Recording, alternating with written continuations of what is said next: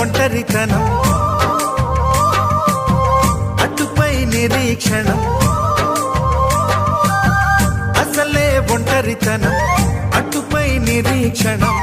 అరెరే పాపమని జాలిగా చూసే జనం గోరంత గొడవ జరిగితే కొండంత కోపమా నన్నుదిలి నువ్వు ఉండగలవ నిజం చెప్పవమ్మా అందరినీ ఇలా వెంటపడి అడగాల సరదాగా నువ్వే ఎదురైతే సరిపోదా నిద్రపోతున్న రాత్రి నడిగా